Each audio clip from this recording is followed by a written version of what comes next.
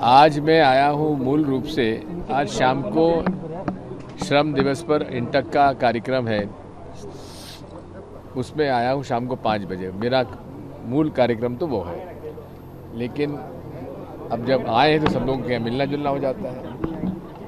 साहब, जिस तरीके से पूरे देश का माहौल चल रहा है, सांप्रदायिक ताकतों को बढ़ावा देने की बात हो रही है, क्या लग रहा है आपको किस तरफ देश जा रहा है?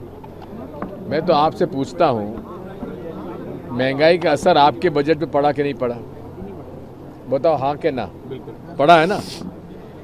बेरोजगारी का असर समाज पे पड़ा है कि नहीं पड़ा है? बिजली के बिल कमलनाथ जी के समय कितने आते थे और अब कितने आ रहे हैं? फर्क पड़ा कि नहीं पड़ा?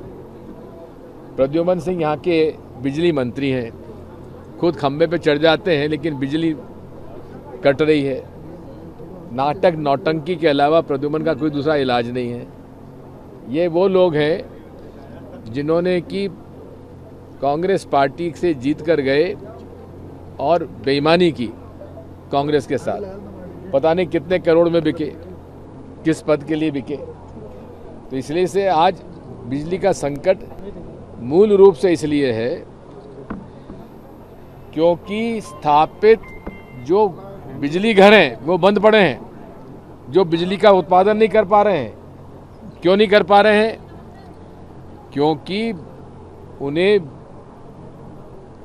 पावर स्टेशन बंद करने के लिए सरकार पैसा दे रही है। समझौता ऐसा किया है शिवराज सिंह चौहान ने। स्थापित जो हमारा एक कैपेसिटी है बिजली की, उसका पूरा उपयोग करें तो बिजली का संकट ही खत्म हो जाएगा।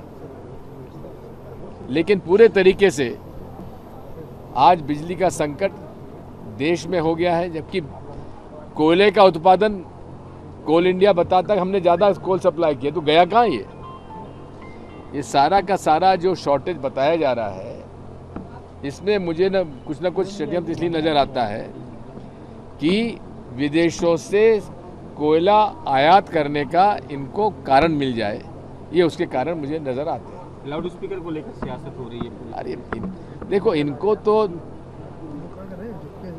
अगर हम बात करेंगे महंगाई बढ़ गई, पेट्रोल डीजल के भाव बढ़ गए, तो कहेंगे कि भोंगा बीच में आ गया। कहाँ को भोंगा? ये भोंगा से कोई तकलीफ हो रही है क्या?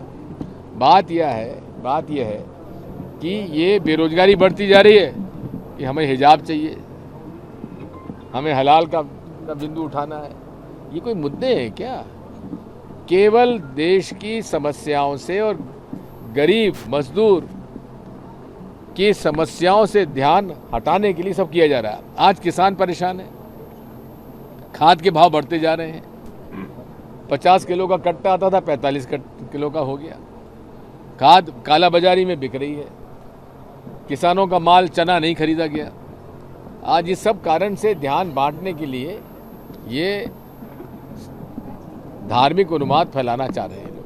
ग्वालियर चंबल अंचल में अवैध खनन चरम पर है। सिंधिया जी जब कहते थे, आपकी पार्टी में थे, कि बीजेपी के शासन में रेत बिकेगी राशन में, इस तरीके के वक्तव्य थे, लेकिन अभी भी नियंत्रित नहीं। सिंधिया जी से हमें उम्मीद थी कि जिस तरह से उन्होंने कमलनाथ जी को कहा था कि अगर अतिथि शिक्षकों की समस्या हल नहीं हुई तो मैं सड़क पे उतर जाऊंगा, ठीक है ना, कहा था कि नहीं कहा था?